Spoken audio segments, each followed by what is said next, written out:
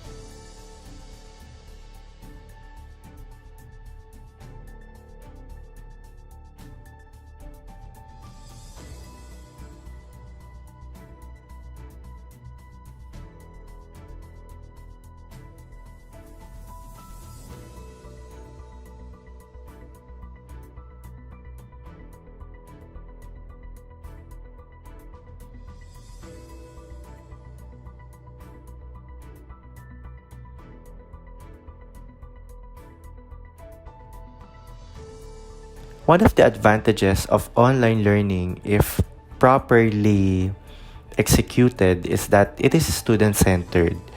We don't assemble students on a singular time slot and force them to engage in learning during that time slot, but we allow them to learn at their own pace. So we are able to participate during the time when you are most psychologically prepared.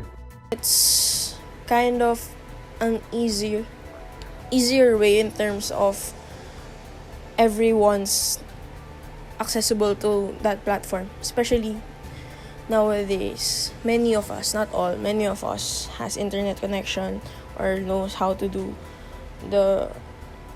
use Blackboard and other such platforms. It's fun and it gets some people to engage more since nawawala yung shyness nila. Kasi diba parang they're only looking at their screens, they cannot see their classmates and other people. We observed that there's lower attendance during the very early time slots of 7 to 8:30 and 8:30 to 10 in the morning because perhaps the students are at home and they have a little control of their time. The cons would be the fact that it is very dependent on the students themselves to want to learn, to stay in their, and like to pay attention to the professor as they teach online, despite, especially when the two professors that I had did not ask to turn on their cameras, so the professor wouldn't know if we left. And I've known a lot of people already who just left their laptops running as the professor continued on their lesson. Then I think there's a lot of cons with it too kasi since it is new, not all professors know how to use it and not all students know how to use it. Kasi since wala namang sinabing wala namang binigay na orientation on how to properly use Blackboard. So, for example, in my experience, ang dami ding nililito na, how do I use this? Where do I go? What do I click? Sir, ganito ba? Sir, ganyan. So, parang it prolongs the whole discussion instead of doing na lang the whole proper discussion. Then, second pro is, ayun nga, slow internet connection. So, it doesn't give us long,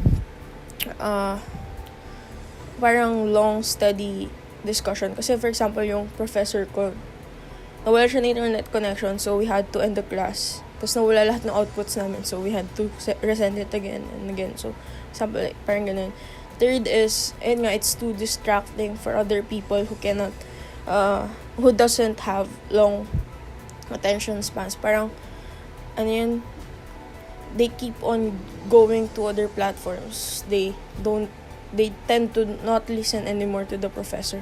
And then, it's not effective and it's gonna be so difficult to parang to sink in with our minds yung mga tinuturo and such.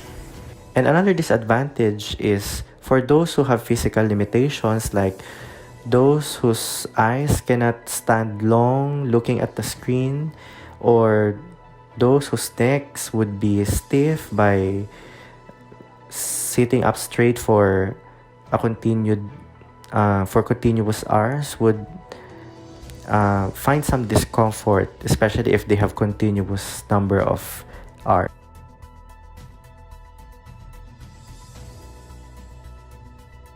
It's nice to know that the university is asking for feedback from its users for online classes. I think it's nice that they're willing to adjust the system to make it more user friendly or comfortable.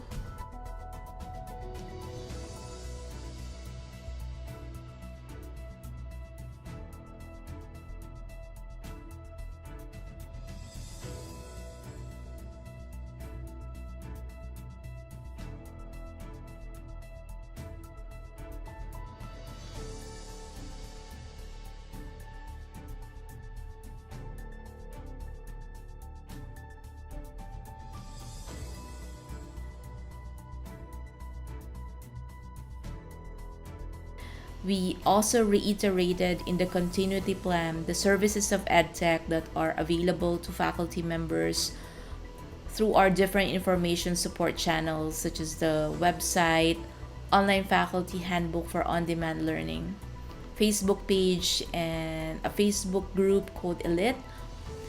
Our data analytics are as well in place, so we monitor how active a certain class is and the kind of online engagement strategies that a faculty member employ to meet their learning outcomes.